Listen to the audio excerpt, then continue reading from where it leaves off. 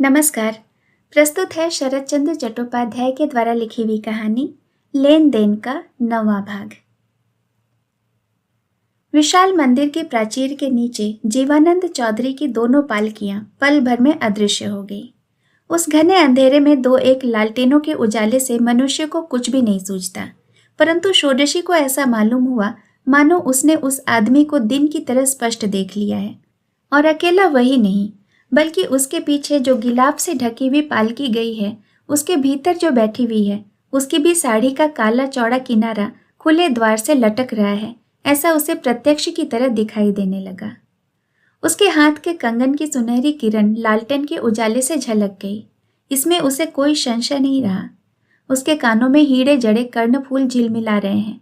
उसकी अंगुली की अंगूठी में हरा नग चमक रहा है। सहसा उसकी कल्पना बाधा पाकर रुक गई। उसे याद पड़ा कि यह सभी पहने उसने अभी अभी हेम को देखा है। याद पड़ते ही वह इस अंधेरे में लज्जा से संकुचित हो उठी। चंडी माता कहकर उसने चौखट से सिर लगाकर मंदिर के उद्देश्य से प्रणाम किया और सारी चिंताओं को जबरदस्ती हटाकर खपरेल के भीतर आते ही और दो मनुष्यों की चिंता से उसका हृदय पूर्ण हो गया।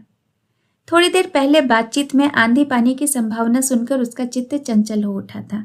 ऊपर के बिखरे हुए काले काले बादलों ने आकाश को घेर लिया। शायद अभी अंधड़ चलने लगे और पानी बरसना शुरू हो जाए। कल की रात का आधा दुख तो षोडशी के सिर पर से ही बीता है। बाकी पिछली रात भी उसने मंदिर के द्वार के पास खड़े होकर ही बिताई थी। इस तरह का शारीरिक क्लेश सहने का उसको अभ्यास नहीं था। देवी के भैरवी को यह सब भोगना नहीं पड़ता था, तो भी कल उसे इसका दुख मालूम नहीं पड़ा। जो मकान, जो घर द्वार अपनी इच्छा से वह अभागे पिता को दे आई है, उसके बारे में आज दिन भर में भी उसके मन में चिंता नहीं हुई। परंतु अब एकाएक उसका मन घबराने लगा। गांव के बाहर इस सुनसान स्थान में टूटे फूटे सीलन युक्त घर के भीतर वह अकेली किस तरह रात बिताएगी। षोडशी ने अपने चारों ओर नजर घुमा कर देखा। टिमटिमाते दीपक के उजाले से घर के कोने कोने का अंधेरा नहीं मिटा है। वहां चूहों के बिल मानो काली काली आंखें खोलकर देख रहे हैं। इन्हें बंद करना होगा। सिर के ऊपर छप्पर में सैकड़ों छेद है। थोड़ी देर में बारिश होते ही उनमें से लगातार पानी गिरने लग जाएगा। खड़े होने को भी जरा सी जगह न रहेगी। आदमी बुलाकर इसकी मरम्मत करवानी होगी। किवाड़ का पल्ला सड़ गया है, इसको बदलवाना सबसे जरूरी है। परंतु दिन रहने पर ध्यान नहीं दिया। यह याद पड़ते ही वह चौंक उठी। इस अरक्षित खाली पड़ी हुई पर्णकुटी में आज ही नहीं, सदा रहना पड़ेगा। षोडशी को याद आया कि अभी विदा के पहले क्षण में निर्मल के प्रश्न के उत्तर में कुछ नहीं कहा गया है। शायद उनसे जल्दी भेंट भी न हो। मुझे उन्होंने भरोसा दिया है कि अपने को मैं बिल्कुल असहाय न समझूं। शायद हजारों कामों के अंदर उन्हें यह बात याद भी न रहे। बहुत दूर पश्चिम के किसी शहर में रहकर वे कैसे किसी की मदद कर सकते हैं, और उस मदद को लेने का उसका क्या अधिकार है। फिर हेम की याद आई। जाते समय उसने भी एक बात कही, परंतु पति के बुलाने से जब वो उसका हाथ पकड़कर आगे बढ़ने लगी, तब मानो वो उनकी हर एक बात का चुपचाप अनुमोदन करती गई। इसीलिए अगर पति भूल भी जाएं, तो भी स्त्री उन सब बातों को नहीं भूलेगी। इसका विश्वास षोडशी को मन ही मन हो गया। षोडशी के साथ उसका परिचय बहुत दिनों का नहीं है, ज्यादा घनिष्ठता भी तो नहीं है। तो भी जब वह किसी प्रकार किवाड़ बंद करके कंबल बिछाकर धरती पर बैठी, तब इसी लड़की की बात बार बार सोचने लगी। पहले ही दिन उसने मेरे दुख का अंश लेकर गांव भर के विरुद्ध, अपने पिता के आदमियों के विरुद्ध गुप्त रूप से लड़ाई की थी। उसके चले जाने पर कल मेरे पास खड़े होने लायक कोई भी नहीं रहेगा। दिन पर दिन प्रतिकूलता बढ़ती ही जाएगी। जरा सी सांत्वना देने के लिए भी आदमी न मिलेगा, और यह पता नहीं कि यह बखेड़ा कहाँ जाकर खत्म होगा। ऐसे ही इस सुनसान झोपड़े में चारों ओर घोर अंधेरे के बीच चुपचाप अकेली बैठकर वह जल्द ही अपने ऊपर आने वाली निश्चित विपत्ति के चित्र को छानबीन कर देखने लगी। परंतु किसी नए भाव की तरंग उसके सारे उपद्रव की आशंका को मिटाकर उसके चित्त के भीतर उमड़ने लगी, यह उसे मालूम भी न हुआ। अब तक उसने अपने जीवन को जिस तरह से पाया उसी तरह से बिताया। वो है चंडी की भैरवी, उसकी जिम्मेदारी है, कर्तव्य है, संपत्ति है, विपत्ति है। स्मरणातीत काल से इस मंदिर के अधिकारिणियों के चलने फिरने की जो राह बन गई है, वह कहीं तंग है, कहीं चौड़ी है। राह में कोई अधिकारिणी तो सीधी चली है, और किसी का टेढ़ा मेढ़ा पदचिन्ह परंपरागत इतिहास में विद्यमान है। इस इतिहास के अलिखित पन्ने कहीं तो लोगों की कही हुई सदाचार की पुण्य कहानी से उज्जवल है और कहीं व्यभिचार की ग्लानि से मलिन है, तो भी भैरवी के जीवन का निर्दिष्ट धारा कहीं भी तनिक नहीं टूटी है। सहज और सुगम, दुर्गम और जटिल अनेक तरह की राहों से उन्हें गुजरना पड़ता है। उनमें सुख और दुख का पचड़ा भी थोड़ा नहीं है। परंतु क्यों, किसके लिए, यह प्रश्न भी शायद किसी ने आज तक नहीं किया। इस प्रचलित मार्ग को छोड़कर कोई नया रास्ता ढूंढने के लिए किसी ने चेष्टा भी नहीं की। भाग्य निर्दिष्ट इस परिचित मार्ग से ही षोडशी के जीवन के ये 20 वर्ष बीत गए। इसी को वह निस्संदेह भैरवी जीवन मानती आई है। उसने एक दिन के लिए भी अपने जीवन को नारी जीवन माना ही नहीं। दूर और समीप के बहुत से गांवों और नगरों के असंख्य नर नारी उसे चंडी की भैरवी कहते हैं। छोटी बड़ी या समान उम्र की कितनी ही स्त्रियों के तरह तरह के सुख दुख की, तरह तरह की आशा आकांक्षाओं और विफलताओं की वह निर्वाक और निर्विकार साक्षी बनी है। देवी की कृपा प्राप्त करने के लिए बहुत दिनों से कितनी ही बातें इन स्त्रियों के सामने मृदु कंठ से प्रकट की है। दुखी जीवन की दैन्य दशा के चित्र उसकी आंखों के सामने प्रकट कर प्रसाद आशीर्वाद की प्रार्थना की है। यह सभी उसको मालूम है। षोडशी को यही मालूम नहीं हुआ है कि रमणी हृदय के किस अंतरम प्रदेश से इन करुण आभावों और अभियोगों की वाणी इतने दिनों तक उसके कानों में आकर पहुंचती रही है। इसकी बनावट और प्रकृति ऐसे किसी पृथक जगत की चीज है जिसके जानने या पहचानने का हेतु अथवा प्रयोजन कभी उसे नहीं हुआ। उसके प्रयोजन का प्रथम आघात आज इस सुनसान अंधेरे घर में उसको आज मालूम होने लगा। कल रात में उसने आंधी पानी के भीतर निर्मल को हाथ पकड़कर घर पहुंचा दिया था। शायद 2 आदमियों की सिवाय और किसी को यह बात मालूम ही न थी। और अभी जो उस स्वअल्प दृष्टि मनुष्य के बुलाते ही हेम चुपचाप चली गई, यह भी शायद इन 2-3 आदमियों के सिवाय और कोई नहीं जानेगा। परंतु कल और आज के इस एक ही प्रकार के कार्य में कितना अंतर है। एक बार फिर उसकी आंखों के ऊपर हेम की साड़ी के काले किनारे से लेकर उसकी अंगुली की हरी अंगूठी और उसके कानों के हीरे के कर्णफूल तक सब चमक गया और उस दुर्भेद अंधकार को चीरकर उसकी अभ्रांत दृष्टि से ओझल उस रमणी का अनुसरण करके चलने लगी। उसने देखा कि स्वामी का हाथ छोड़कर अब उसे छिपकर घर में घुसना होगा। वहां उसे चिंतित देखकर व्याकुल माता पिता के सैकड़ों तिरस्कार तथा कैफियत का बिना कुछ उत्तर दिए चुपचाप सिर झुकाए अपने कमरे में जाकर आश्रय लेना पड़ेगा। वहां शायद उसका लड़का नींद से जागकर बिस्तर पर बैठा रो रहा होगा। उसे शांत कराकर फिर उसे सुलाना होगा। परंतु क्या यही छुट्टी मिल जाएगी? तब भी कितने ही काम रह जाएंगे। छिपकर पति के भोजन पर नजर रखनी होगी ताकि कुछ कसर न रह जाए। लड़के को उठाकर दूध पिलाना होगा, कहीं वह भूखा न रह जाए। फिर स्वयं भी थोड़ा खाकर किसी तरह बाकी रात बिताकर सवेरे उठकर जाने की तैयारी करनी पड़ेगी। उसे तरह तरह का प्रयोजन है। सामान सहेजना है। उसके पति, पुत्र, नौकर चाकर सब लोग उसी के भरोसे रवाना होंगे। लंबे सफर में किसको क्या चाहिए वह भी उसी को देखना होगा। यह सब चीज बटोरकर साथ भी लेनी पड़ेगी। षोडशी ने कभी किसी के साथ अपने जीवन की तुलना करके नहीं देखा था। उसकी आलोचना करने की उसे कभी आवश्यकता ही नहीं हुई थी। तो भी उसे न मालूम कब किसने गृहिणी का सारा दायित्व, जननी का सब कर्तव्य उसके हृदय के भीतर सुनी पुनः हाथ से सजा दिया था। इसे से कुछ न जानकर भी वो सब जानती है। कभी कुछ न सीखकर भी वो हेम के सब काम उसी तरह बिना भूल किए कर सकती है, यही उसको मालूम हुआ। कोने में एक लकड़ी के ऊपर रखा हुआ मिट्टी का दिया टिमटिमा रहा था। उसे जरा तेज करते ही षोडशी को एकाएक याद आई कि वह चंडीगढ़ की भैरवी है। इतनी बड़ी सम्मानित गरिमामयी नारी इस प्रदेश में और कोई नहीं है। उसने एक मामूली स्त्री की तरह साधारण गृहस्थी की तुच्छ आलोचना में अपने आप को क्षण भर के लिए विह्वल कर लिया। यह सोचकर वह लज्जा से सिकुड़ गई। यही कुशल है कि घर में और कोई नहीं था। क्षण भर के लिए इस दुहिता को संसार में फिर कोई और नहीं जान सकेगा।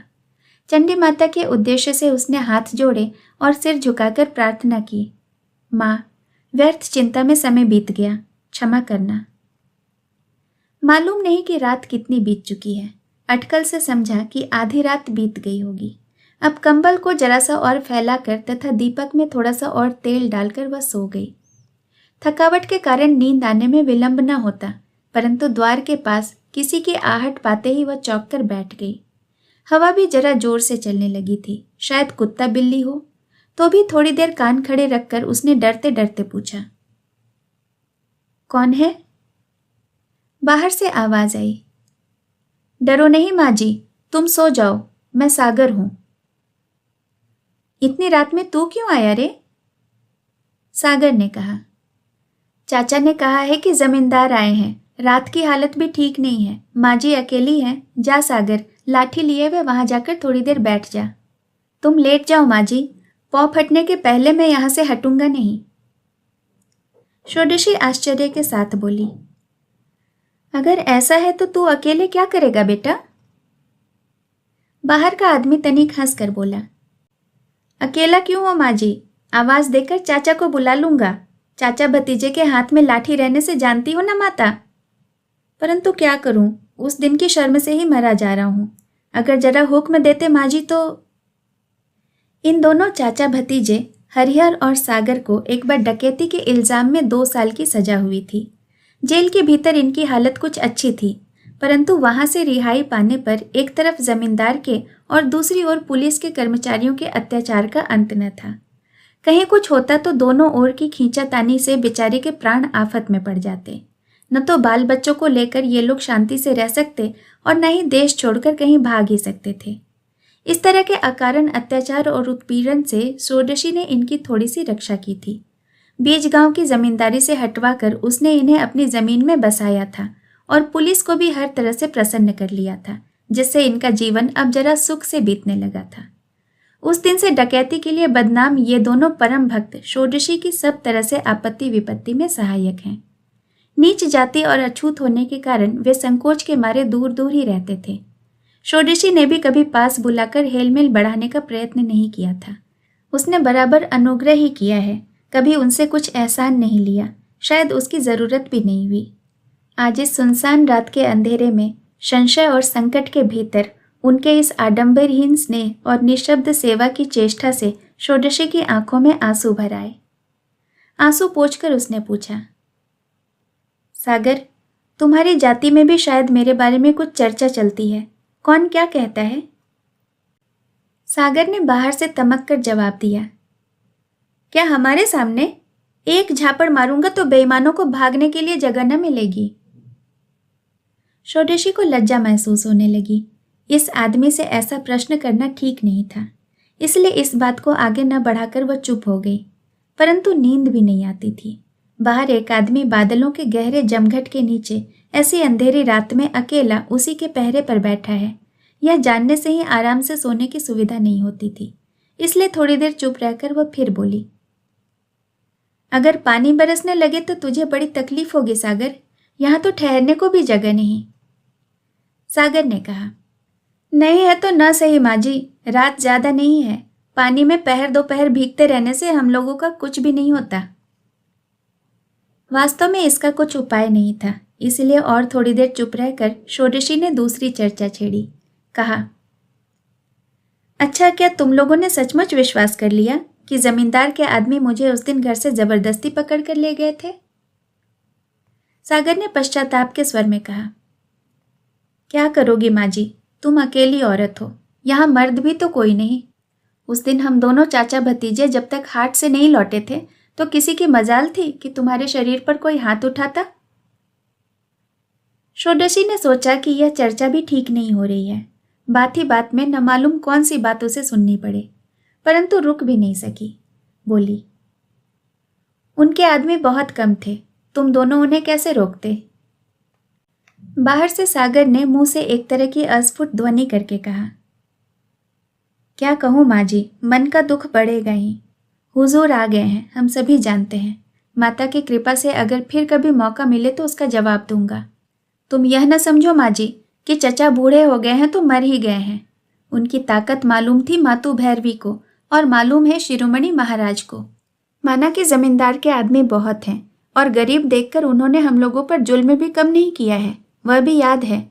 हम लोग छोटे आदमी हैं, अपने लिए फिक्र नहीं करते, परंतु तुम्हारा हुक्म हो जाए तो भैरवी के बदन पर हाथ उठाने का मजा चखा सकते हैं। गले में रस्सी डालकर रातों रात हुजूर को देवी के सामने लाकर बलिदान कर सकते हैं। किसी माई के लाल की मजाल नहीं कि रोक ले।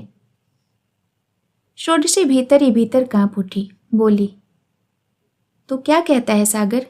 तुम लोग इतने निर्दयी, इतने भयंकर हो सकते हो? इतनी सी बात के लिए तुम्हें एक आदमी की हत्या करने की इच्छा होती है? सागर ने कहा, इतनी सी बात के लिए ही तो तुम्हारी यह दशा हुई है। जमींदार के आने की खबर सुनकर चचा आग की तरह जलने लगे। तुम घबराओ नहीं माँ जी, फिर भी कुछ होगा तो वो इतने में रुका नहीं रहेगा। षोडशी ने पूछा, अच्छा सागर, तूने कभी गुरुजी की पाठशाला में पढ़ाई की है? बाहर बैठकर सागर मानो शर्मा गया। बोला, तुम्हारी कृपा से थोड़ा थोड़ा रामायण महाभारत पढ़ सकता हूं, पर यह बात क्यों पूछती हो माँ जी? षोडशी ने कहा, तुम्हारी बातों से मालूम होता है तुम्हारे चचा शायद न भी समझें, परंतु तुम समझ सकोगे। उस दिन मुझे कोई पकड़कर नहीं ले गया था, किसी ने मेरे शरीर पर हाथ नहीं उठाया। गुस्से के मारे मैं खुद ही चली गई थी। सागर ने कहा, हम लोगों ने भी यही सुना है, पर रात भर जो घर नहीं लौटी वह भी क्या गुस्से के ही मारे? षोडशी ने इस प्रश्न का उत्तर न देकर कहा, परंतु जिससे तुम लोगों को इतनी नाराजगी है वो अपनी दशा मैंने आप ही कर ली है। मैं तो अपनी ही इच्छा से मकान पिताजी को देकर यहाँ रहने आई हूँ, परंतु इतने दिनों तक तो इस खपराल में आश्रय लेने की इच्छा नहीं हुई थी माँ जी। जरा चुप रहकर एकाएक सागर का स्वर बहुत तीखा और तेज हो उठा। उसने कहा, न तो हमें तारादास सुराज पर ही गुस्सा है और न ही हम राय बाबू से ही कुछ कहेंगे, परंतु जमींदार को हम मौके पर पा जाएं तो छोड़ेंगे नहीं। तुम जानती नहीं हो माँ जी, विपिन की उसने क्या गत की है। वो घर में नहीं था, जमींदार के आदमी उसके घर में घुसकर। षोडशी ने तुरंत उसे रोक कर कहा, रहने दे सागर, वह रघु पर मुझे मत सुना। सागर चुप हो गया। षोडशी ने भी देर तक कुछ और नहीं पूछा। फिर सागर जब बोला तो षोडशी ने उसके स्वर में आश्चर्य का स्पष्ट अनुभव किया। सागर ने कहा, माँ जी, हम लोग तुम्हारी प्रजा हैं, तुम हमारा दुख न सुनोगी तो कौन सुनेगा? षोडशी ने कहा, सुनकर भी उतने बड़े जमींदार के विरुद्ध मैं कुछ प्रतिकार न कर सकूंगी बेटा। सागर ने कहा, एक बार तो किया था ना, फिर जरूरत हो तो तुम ही कर सकोगी। तुम न कर सकी तो हमारी रक्षा करने वाला तो और कोई नहीं है माँ जी। षोडशी ने कहा, अगर कोई नई भैरवी हो तो उसी को अपना दुख सुख बताना। सागर ने चौंक कर कहा, तो क्या सचमुच तुम हमें छोड़कर चली जाओगी माँ जी? गांव के सभी लोग यही बातचीत कर रहे हैं। वो एकाएक रुक गया, परंतु षोडशी ने इस प्रश्न का तुरंत कोई उत्तर नहीं दिया। थोड़ी देर के बाद षोडशी धीरे धीरे बोली, देखो सागर, तुम्हारे सामने यह बात कहने में लज्जा से मेरा सिर कटा जाता है, पर मेरे बारे में तुमने सब कुछ सुन लिया है। गांव वालों की तरह तुम लोगों ने भी देखती हूँ कि विश्वास कर लिया है। उसके बाद भी क्या तुम लोग मुझे ही भैरवी बनाए रखना चाहते हो? सागर ने बाहर बैठे बैठे धीरे धीरे उत्तर दिया, बहुत सी बातें सुनता हूँ माँ जी। अन्य आदमियों की तरह हमें भी नहीं मालूम होता कि उस दिन तुम क्यों घर नहीं लौटी और किस लिए सवेरे साहब के हाथ से तुमने जमींदार को बचा लिया। खैर जाने दे उस बात को माँ जी। हम दो चार घर के छोटे आदमियों ने तुम्हें अपनी माँ समझ रखा है। जहाँ कहीं तुम जाओ वहीं हम लोग भी साथ चलेंगे, परंतु जाने से पहले अच्छी तरह बतला जाना। षोडशी ने कहा, परंतु तुम लोग मेरी प्रजा नहीं हो, तुम तो माँ चंडी की प्रजा हो। देवी की दासियां मेरे जैसी कितनी ही हुई हैं और कितनी ही होंगी। उसके लिए तुम लोग क्यों घर द्वार छोड़कर जाओगे? किस लिए उपद्रव मचाओगे? यह भी तो हो सकता है कि खुद मुझे को यह सब अच्छा नहीं लग रहा हो। सागर ने अकचका कर पूछा, अच्छा नहीं लगता? षोडशी ने कहा, आश्चर्य की क्या बात है सागर, मनुष्य का मन क्या बदल नहीं जाता? इस बार वह सिर्फ हूं कह के चुप हो गया। फिर थोड़ी देर के बाद बोला, पर अब रात ज्यादा नहीं है माँ जी, आकाश भी साफ हो रहा है, अब तुम जरा देर सो जाओ। खुद षोडशी को भी यह चर्चा अच्छी नहीं लग रही थी, इसके सिवाय वह बहुत थक भी गई थी। सागर के कहने पर वह चुपचाप आंखें मूंद कर लेट गई, परंतु जब तक नींद नहीं आई तब तक सागर की ही बात घूम फिर कर याद आने लगी। यह जो आदमी रात भर जागता हुआ बाहर बैठा है, इसे वह बचपन से ही देखती आई है। अंतज्ञ होने के कारण अब तक उसने तुच्छ और नीच काम ही किया है। किसी दिन कोई सम्मान का स्थान उसको नहीं दिया गया है। उसके साथ बैठकर समान रूप से बातचीत करने की कल्पना भी अब तक किसी को नहीं हुई थी। परंतु आज इस दुख की रात्रि में बहुत सी बातें जानबूझकर ही उसके मुंह से निकल गई है, और शायद परिणाम में भी इसकी भलाई बुरे का हिसाब लगाने की भी आवश्यकता हो सकती है। परंतु श्रोता की हैसियत से इस आदमी को वो आज बहुत नीच नहीं समझ सकी। दूसरे दिन षोडशी नींद खुलते ही किवाड़ खोलकर बाहर आई तो उसने देखा कि दिन चढ़ाया है। थोड़ी दूर बहुत से आदमी उसी के बंद दरवाजे की ओर टुकुर टुकुर देखते हुए किसी तमाशे की प्रतीक्षा कर रहे हैं। कहीं जरा सी ओट या पर्दा नहीं है। एकाएक उसके मन में आया कि अभी किवाड़ न लगा लूं तो इन लोगों की उत्सुक दृष्टि से अपने आप को नहीं बचा सकूंगी। ये छोटा सा खपरैल कितना ही जीर्ण और कितना ही टूटा फूटा क्यों न हो, परंतु अपने बचाव के लिए इसके सिवाय संसार में और कोई दूसरा स्थान नहीं है। इतने में षोडशी ने देखा कि भीड़ में से निकलकर एक कौड़ी नंदी उसके सामने आ खड़ा हुआ है। उसने विनती के साथ कहा, गांव में हुजूर पधारे हैं, आपने सुना ही होगा। जमींदार के गुमाश्ते इस एक कौड़ी ने पहले कभी षोडशी को आप नहीं कहा था। उसका यह विनय, उसके संभाषण का यह ढंग षोडशी को बहुत अखरा, परंतु कुछ उत्तर पाने से पहले ही उसने फिर सम्मान के साथ कहा, हुजूर ने आपको एक बार याद किया है।